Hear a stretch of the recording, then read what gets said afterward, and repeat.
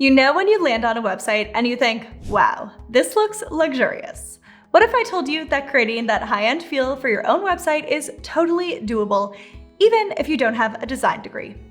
It's true. There are some very specific web design rules, which, if you follow them to a T, will make your website give off that elegant, polished, expensive look and feel. And of course, it doesn't take a rocket scientist to know that a better looking website is going to lead to a better looking bank account balance for your business. So watch the video all the way until the end for all 6 design rules of expensive looking websites, and then trust that your website is about to turn heads for all the right reasons. Design rule number 1, just enough flair. Think of your site design like how the elegant Parisian women prepare to leave their apartment in the morning. They get fully dressed for the day, and then they take off one item before they leave the house. More is not always more if you want your website to look elegant and expensive. This makes me think of the trend of gold jewelry right now. Some women will wear gold bracelets and earrings and a necklace or 4, and then also have a ring on every single finger. That's the style equivalent of getting this one wrong. Here's a website which technically gets all of the other rules that we're going to speak about correct, but it's just too busy. There's too much of a good thing. So take some of the items away, and then you'll have that expensive looking website. Design rule number 2, timelessness. Basically, avoid trends. Let me give you an example of a design trend that was around a couple of years ago. Melissa Griffin retired from her business a few years ago, and therefore her site has stayed the same for the past few years, and so it's actually a perfect example for this. Let me just say, I love Melissa and her work, but this website is a perfect example of following a trend from a few years ago. There are sort of blobs of a variety of color all over the website, which was a trend. It was sort of like this imperfect, childlike, casual feel. Now you'll notice that there's a variety of colors. There's no one primary color or even just a choice of 2 colors. There's really quite the mix. And at around just the same time, Jenna Kutcher also had this trend in her branding. Again, sort of like childlike with these stylized paintbrush strokes in a variety of colors. This website template also had the same thing.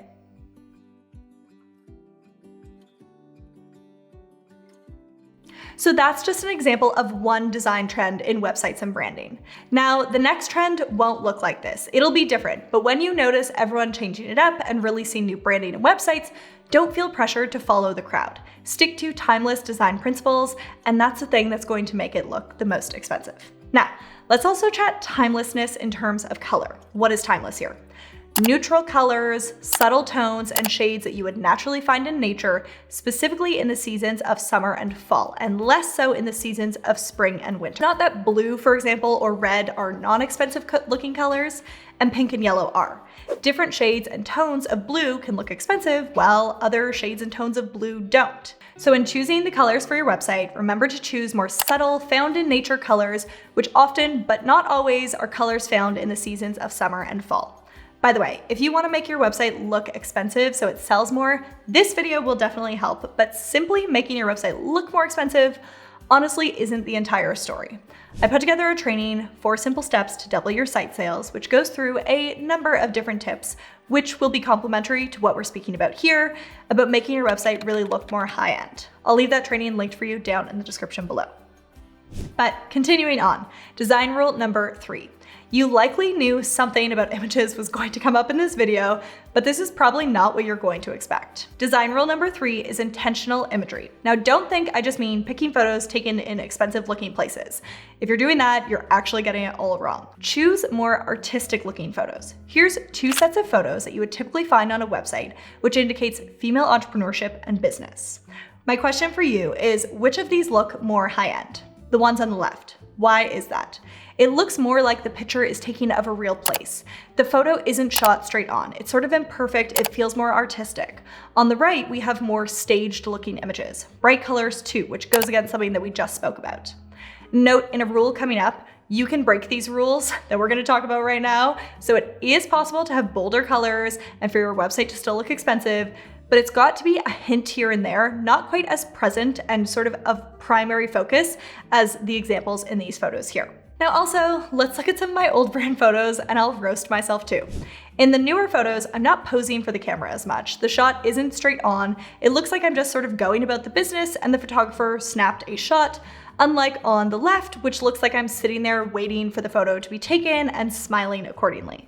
Photos taken with movement, with an unusual crop, with the subject not looking like they're posing, those add to the website looking more expensive. Now, this is for most images on the website, but the exception for this one is of course the headshot, maybe on your about page, which could be directly faced on, smiling to the camera. Of course, also having the content of the photo itself look more expensive in terms of the style of the clothing on the subject and the location too does also help, but that is really not the be all and end all. So with photos, if the picture doesn't 100% add to the expensive look that you're going for, you're better off just without it and using more blank space. Also, when it comes to photos, avoid all of the free stock photos. They're too often used and therefore they look cheap when you've seen the same photo used by a zillion other business owners. Design rule number 4, a liberal use of spacing. You know, when you walk into a high-end fashion store, there's only a few items of clothing on the racks. Each hanger has about an inch of breathing room between it and the next hanger with an item of clothing on it. Whereas if you head into Walmart, it's how many items and sizes can you stuff onto one rack.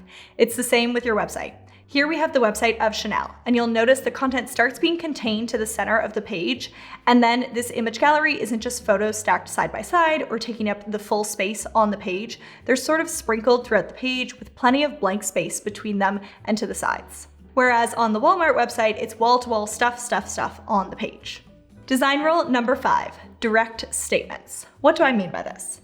If you want your website to look expensive, don't actually use the word luxury or high-end or premium or expensive in the copy. Think of the label of a wine bottle. They use their language to describe the wine and they speak so beautifully in the description.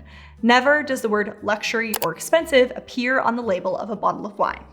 Same with in photos. A person in the photo dripping in designer everything and having visible brand logos or a giant Chanel across the front of a shirt is way too much. Subtlety is key, both in your language on the site and any other aspect of the website, including what's in your photos. Design rule number 6, and this is the one where you can break any rule we've previously spoken about.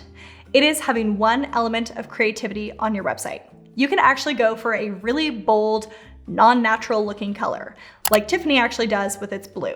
That's a very spring feeling color, but it's one element of rule breaking that Tiffany makes. They select their fonts, they do their spacing and their images, etc.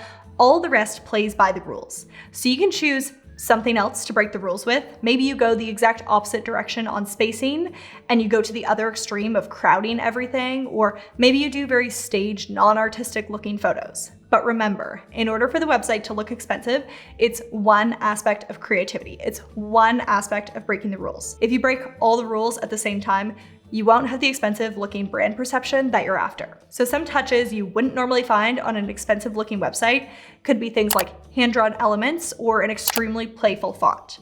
But with just a touch of it here and there and not all of these items together, you really can make something appear both unique and expensive. Now, hearing all these rules is well and good, but it can be hard to just hear something. It's quite another to be able to see a transformation of a website from looking DIY'd to high-end in front of your own eyes. Which is why you should watch this video next, where I give one of my subscribers' website a complete redesign and makeover and implement exactly what we've talked about here.